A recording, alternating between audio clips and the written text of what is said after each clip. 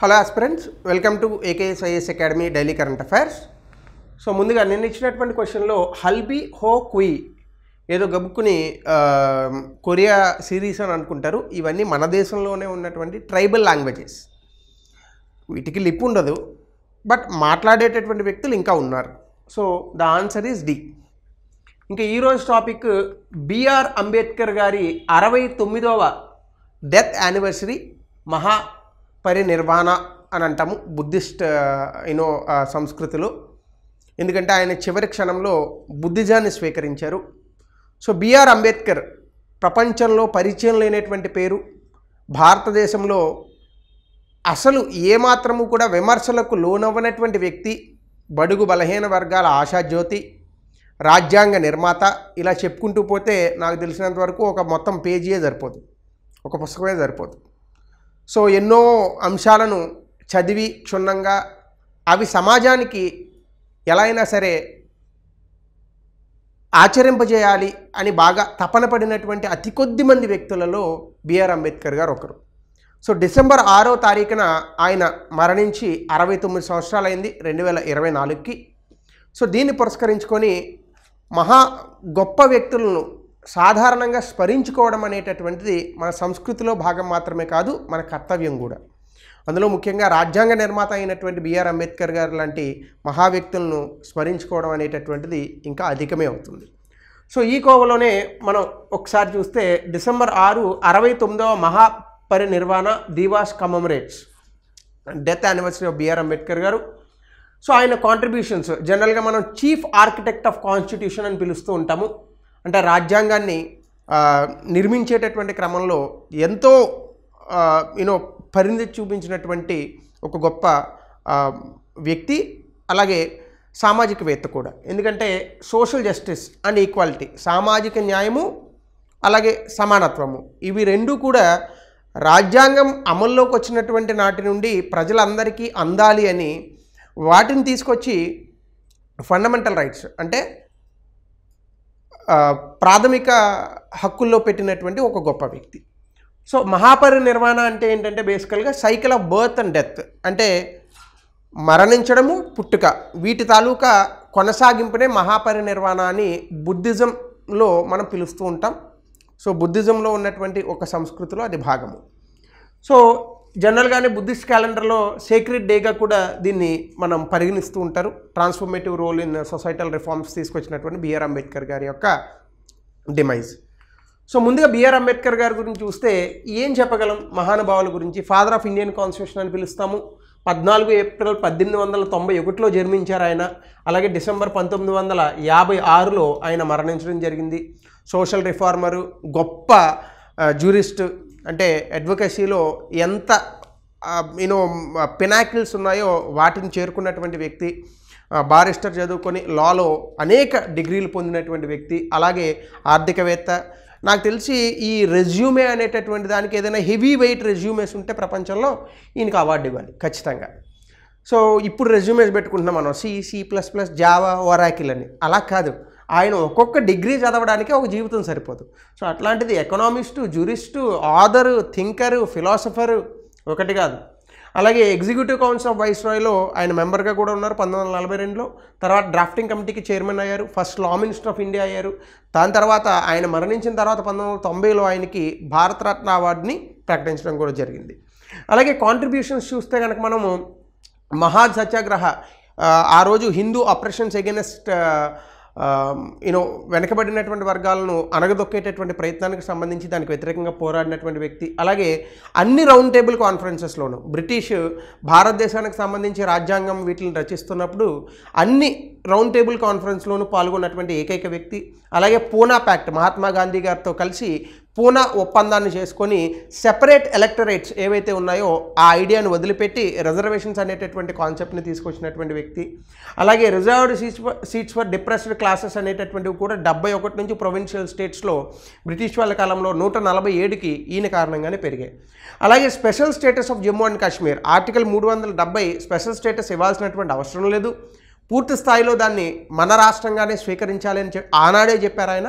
ఈరోజు దాన్ని మనము సాధ్యం కూడా చేశాం. అలాగే యూనిఫామ్ సివిల్ కోడ్ని పూర్తి స్థాయిలో భారతదేశంలో తీసుకురావాలి అని సపోర్ట్ చేసినటువంటి వ్యక్తి. ఎందుకంటే ఈయన ఎనహలేషన్ ఆఫ్ కాస్ట్ అనేటటువంటి ఒక విషయాన్ని చెప్పారు. కుల అంతరాలు లేనటువంటి సమాజాన్ని సృష్టించి కులం అనేటటువంటి ఒక సామాజిక విభజనను ప్రజల మధ్యలో తీసుకురాకూడదు. అప్పుడు మాత్రమే సమానత్వం అనేటటువంటిది, సామాజిక న్యాయం అనేటటువంటిది మనకి కలుగుతుంది, లేదా అది నిజమవుతుంది అని చెప్పినటువంటి వ్యక్తి. అలాగే article 32 soul of the constitution, heart of the constitution అని చెప్పారు. కాన్స్టిట్యూషనల్ రెమెడీస్ మనం చదువుకుంటాం పాలిటీలో, certiorari, quo warranto, habeas corpus, prohibition, ఇవన్నీ చదువుతాం కదా.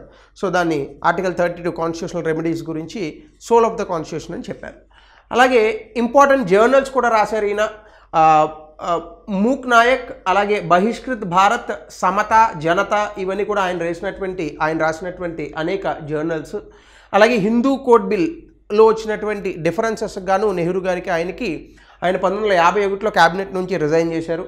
దాని తర్వాత బుద్ధిజంలోకి కన్వర్ట్ అయ్యారు. చాలామంది ఆయన్ని హిందూయిజంలో నుంచి మరొక మతానికి మారేటటువంటి తరుణంలో వేరే మతాలకు అంటే క్రిస్టియానిటీ కానీ ఇస్లాంకి కానీ మారమని కూడా సలహా ఇస్తే ఆయన చెప్పినటువంటి సమాధానం ఏంటంటే, ఒకవేళ నేను కనుక మతం మారితే అది నా దేశంలో పుట్టినటువంటి మతమై ఉండాలి తప్ప అన్య దేశాలలో వచ్చినటువంటి, అంటే నేను మళ్ళీ ఏ మతాన్ని కించపరుస్తున్నానని అనుకోవద్దు దయచేసి. ఇక్కడ అంబేద్కర్ గారు చెప్పినటువంటి విషయాన్ని మాత్రమే ప్రస్తావిస్తున్నాను. అది మీరు కావాలని అనుకుంటే అంబేద్కర్ థాట్స్ అనేటటువంటి పుస్తకంలో రాసే ఉంది, చదువుకోండి. సో అన్య దేశాలు కాకుండా భారతదేశంలోనే పుట్టినటువంటి మతాల్లోకి మాత్రమే మారుతానని చెప్పారు.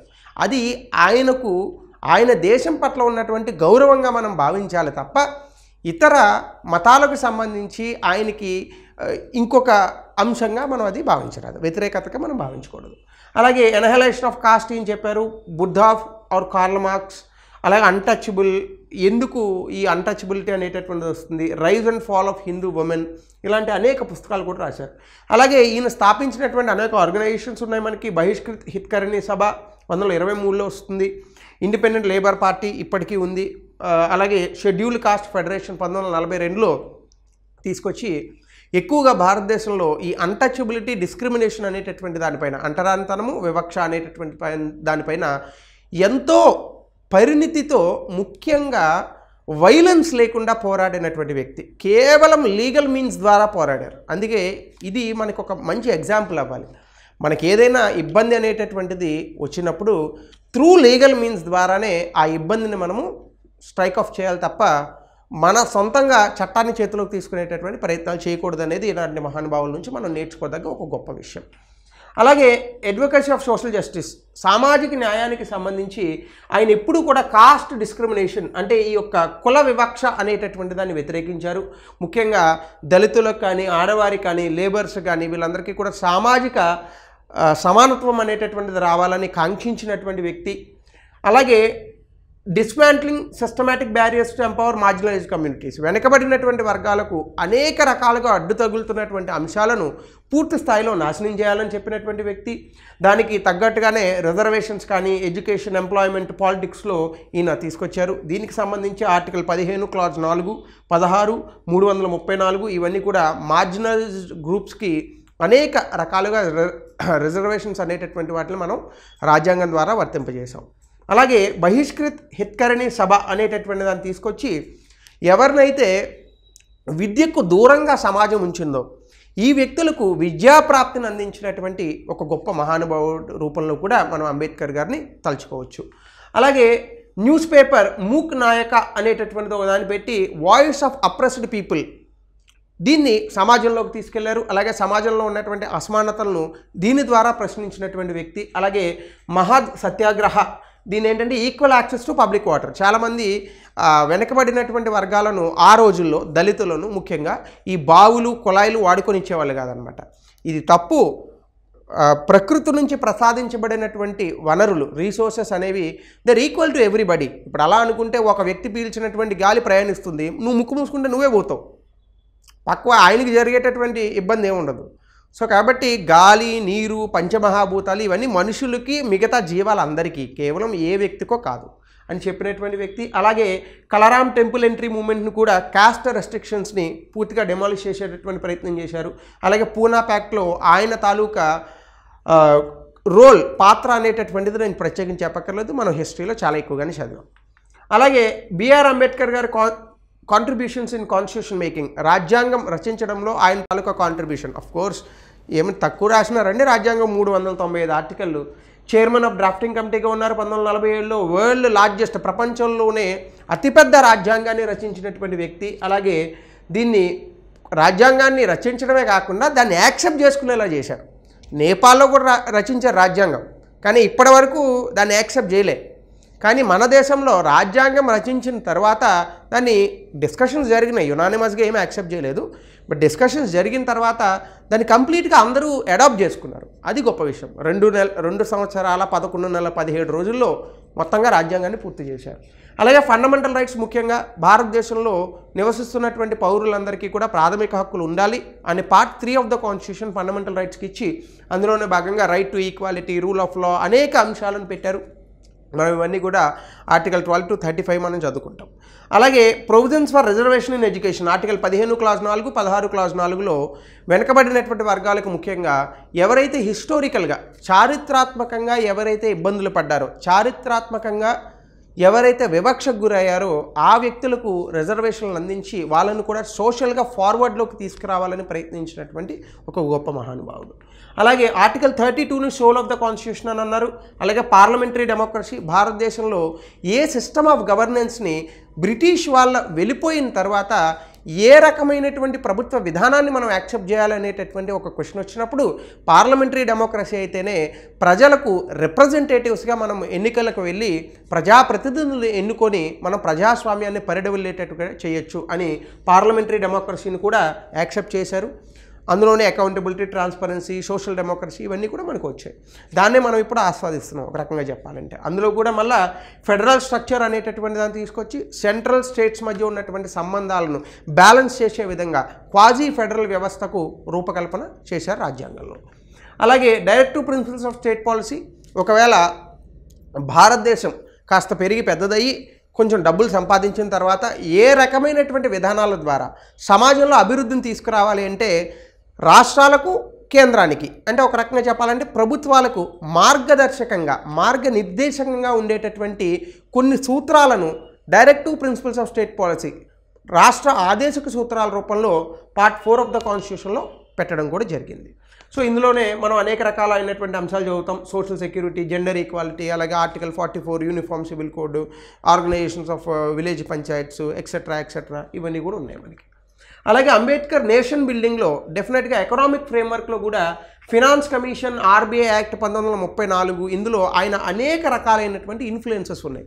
ఆ రోజు బ్రిటిష్ నేతృత్వంలో ఈ చట్టాలు వచ్చినప్పటికీ అంబేద్కర్ గారు లాంటి గొప్ప గొప్ప వ్యక్తులను కలిసిన తర్వాత వాళ్ళ తాలూకా ఇన్పుట్స్ తీసుకున్న తర్వాతనే వీటిని చేయడం జరిగింది. అలాగే ఇన్ఫ్రాస్ట్రక్చర్ విజన్, దీనికి సంబంధించి దామోదర్ వ్యాలీ, హీరాకుడ్ డ్యాము, సోన్ రివరు ఇలాంటి వాటిపైన మనం డ్యామ్స్ కట్టి ఆ నీటిని కనుక మళ్ళిస్తే సస్టైనబుల్ డెవలప్మెంట్కి అది ఉపయోగపడుతుందని కూడా ఆ రోజు ఇన్ఫ్రాస్ట్రక్చర్లో అనేక విజన్స్ ఆయన ఇచ్చారు. నేషనల్ పవర్ గ్రిడ్ సిస్టమ్ ఈ రోజుకి మనం అదే వాడుతున్నాం. మనకి విద్యుత్ ఉత్పత్తి అయిన తర్వాత ఆ విద్యుత్తును డిస్ట్రిబ్యూట్ చేయడానికి నేషనల్ పవర్ గ్రిడ్ సిస్టమ్ అనేటటువంటి పనికొస్తుంది. అలాగే ఆ రోజుల్లో ఎంప్లాయ్మెంట్ ఎక్స్చేంజ్లను ఏర్పాటు చేయడానికి కూడా ఆయన తాలూకా పాత్ర ఉంది. సోషల్ అండ్ ఎకనామిక్ జస్టిస్లో భాగంగా ఇంక్లూజివ్ పాలసీస్, ఇప్పుడు ఏదైతే మనం ఇంక్లూజివ్ డెవలప్మెంట్, సమ్మిళిత వృద్ధి అని చెప్పుకుంటూ ఉంటాం, దానికి ఆనాడే శ్రీకారం చుట్టారు. ఆ రకంగానే ఈ గవర్నెన్స్ అనేటటువంటిది ఉండాలి అని కూడా చెప్పారు. సో ఇందులోనే భాగంగా అంబేద్కర్ గారిని గౌరవించుకుంటూ భారత ప్రభుత్వం చేసినటువంటి చర్యలు ఏంటి అని చూస్తే, పోస్ట్మార్టంలీ ఆయన మరణించిన తర్వాత 1990లో మనం ఆయనకి highest civilian award in India, భారతరత్నను ప్రకటించాం. అలాగే అంబేద్కర్ గారి పుట్టి పెరిగినటువంటి ప్రదేశాలను ఒక సర్క్యూట్ పిలిగ్రిమేజ్ సెంటర్గా మనం పంచతీర్థ్ అనేటటువంటి పేరుతో వాటిని నిర్మించాం. బర్త్ ప్లేస్ ఉంటుంది మధ్యప్రదేశ్, అలాగే ఉత్తరప్రదేశ్ అనుకుంటా. అలాగే memorial in London, Deekshabhoomi in Nagpur, Chaitanya Bhoomi in Mumbai, Mahaparinirvana భూమి ఇన్ ఢిల్లీ, ఆయన మరణించినటువంటి ప్రాంతం.